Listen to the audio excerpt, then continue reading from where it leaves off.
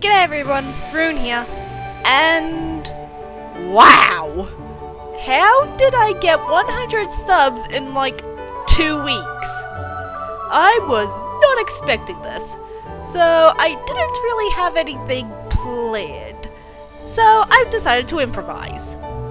Here, for my 100 subscribers special, we have the first Fusion What If on this channel. What does that mean? Basically, it's a what if where I implement 2 changes to the story instead of just 1. This first Fusion What If is going to be for a series I never really watched as a kid for reasons I have explained in the first chapter of my Naruto series. Dragon Ball! The 2 changes that are going to be implemented to this story are Bardock is the king of the Saiyans, and instead of having 2 sons, he has a son and a daughter. Now, before I start the story, I need to establish which Bardock I'm going to be using here.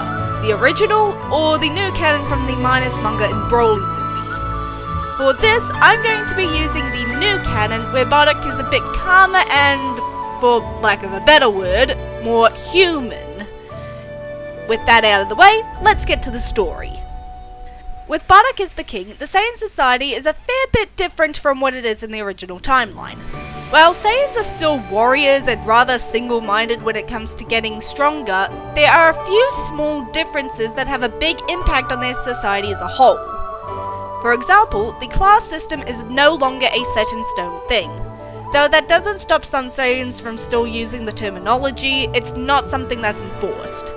To King Bardock, a warrior is a warrior. Anyone who fights is deserving of respect, especially if they hold the determination to fight despite any disadvantage they may have. The planet is also not being called Planet Vegeta, but is still being called by its old name of Planet Plant. They also aren't a race that would go out and conquer other planets for kicks or money. Bardock expresses a desire to protect those around him on several occasions, especially those dear to him or those that are looked down on for being quote-unquote weaker. Instead, I see the Saiyans being a race of bounty hunters in this timeline. It makes sense. The Saiyans get to do what they do best and don't draw the ire of, say, the Galactic Patrol. However, they do unfortunately gain the attention of Frieza. Bardock, knowing that fighting this guy without any allies or a plan would only result in the deaths of every Saiyan, reluctantly agrees to become part of Frieza's empire.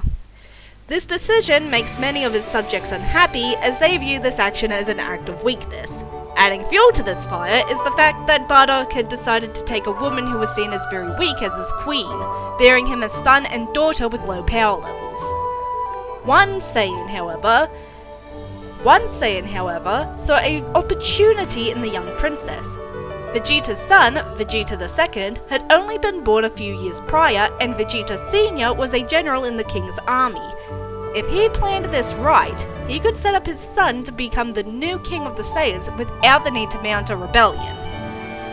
Vegeta went to King Bardock asking after the princess, saying that he'd heard she was sickly. Bardock assures him that this is not the case, and his daughter is only a little low on the power level scale.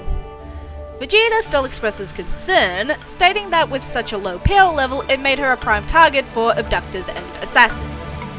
Bardock does concede that it is a problem. My king, if I may be so bold, I have a suggestion. I'm all ears, Vegeta. What do you have in mind? My son, Vegeta, has quite a high power level for one his age. If you would allow it, your highness, he could be assigned to accompany the princess. He would be a bodyguard, playmate, and once she is old enough, a training partner. Bardock contemplates this. Kakarat is still in her nursing pod.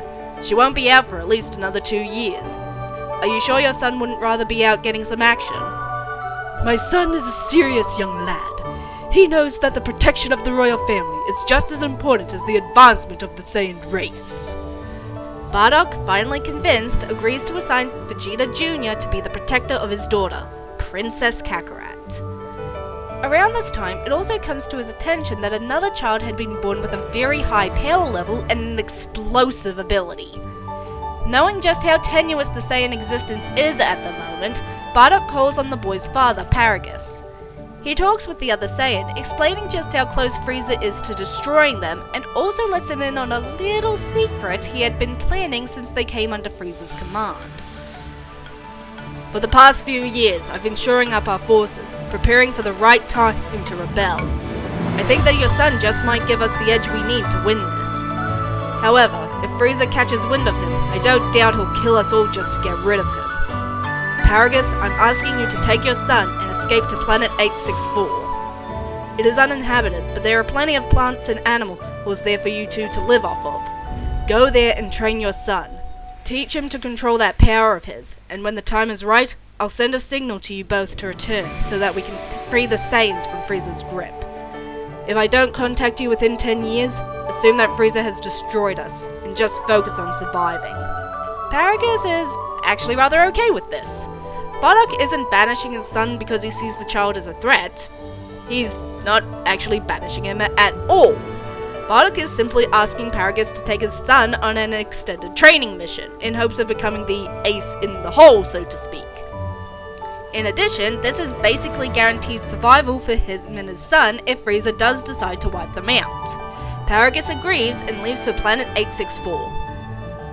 And because everything tends to happen simultaneously, yet once and forever apart in Dragon Ball, not long after, Bardock receives a strange visitor. He introduces himself as Beerus, the God of Destruction. Bardock, confused, asks if the title is literal or metaphorical. He needs to be sure so he knows how to approach the situation. When Beerus confirms that the title is very literal, Bardock politely asks what brings the god to his home, especially so late at night. Beerus then explains that he was planning on taking a long nap soon and was looking for a suitable pillow, since he'd accidentally blown up his last one. Planet Plant happened to be closest, so he decided to pop around and get a suitable pillow from the king. Bardock, knowing better than to get an entity with the title of God of Destruction angry at him, in his home, with his wife and children just a few rooms down, obliges the bizarre request. Contacting one of the servants, he asks them to bring two of the castle's finest pillows fit for Queen Guinea herself.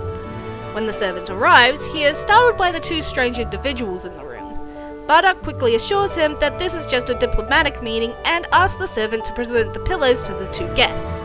The servant does so with all the respect and reverence that such a situation would demand. Beerus and Whis take the pillows and begin to examine them, while Bardock nods to them respectfully. 2 pillows fit for my wife. 1 for you, and 1 for your companion. Bardock isn't about to make an assumption that could get the cat mad, so he settles on a relatively safe term for the angel accompanying the god. Beerus huffs and marches up to Bardock's bed, saying that his pillows are probably nicer.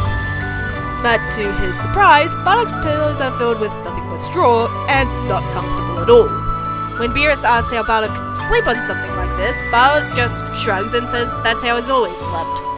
They are then interrupted by the sound of dull banging.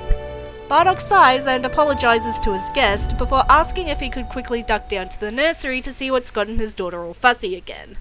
Beerus is actually quite curious about this and decides to accompany him. He'd like to meet this young princess for himself.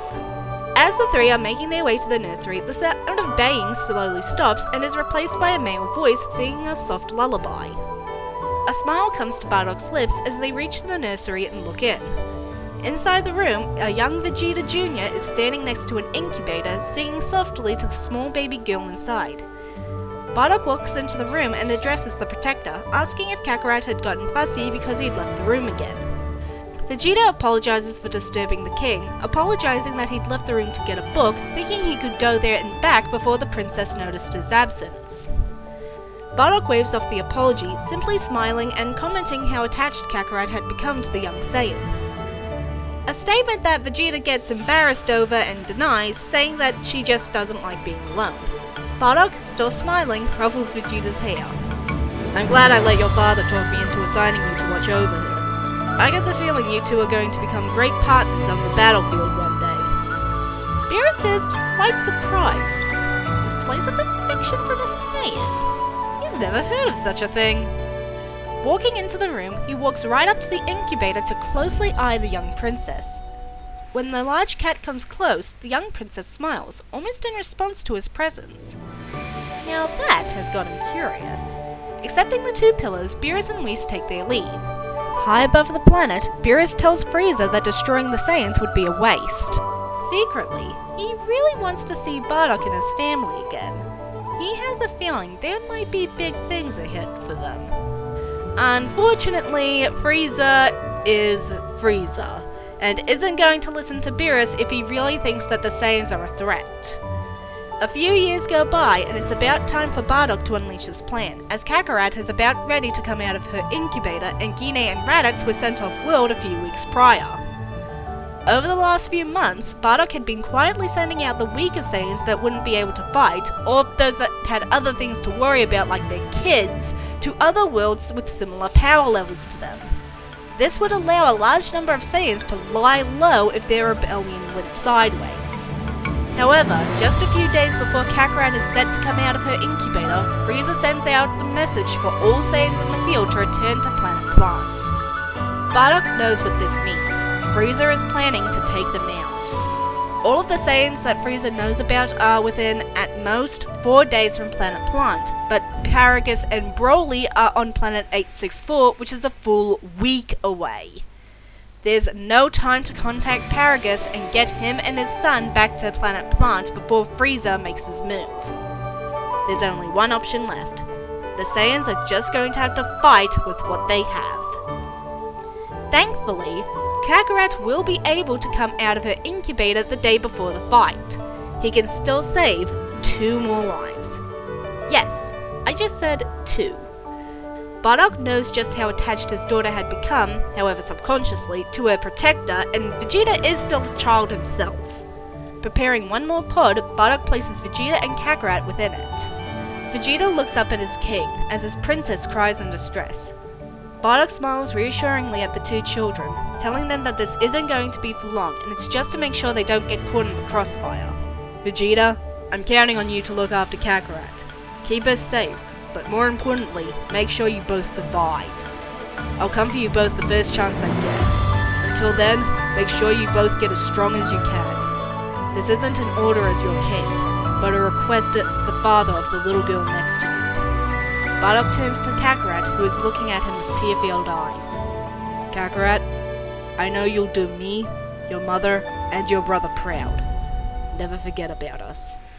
Bardock places a necklace with a round pendant bearing the Saiyan royal family crest into Kakarat's hand. With that, he sends the 2 children away to the distant planet known as Earth. Sadly, the rebellion would be a failure, and Bardock, along with every Saiyan that fought beside him, would be wiped out.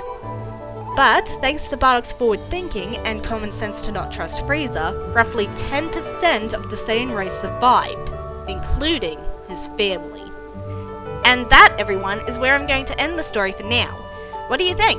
Join me next time as we witness Vegeta and Kakarat's arrival on Earth and the beginning of the original Dragon Ball series. I'm Rune. See you next chapter.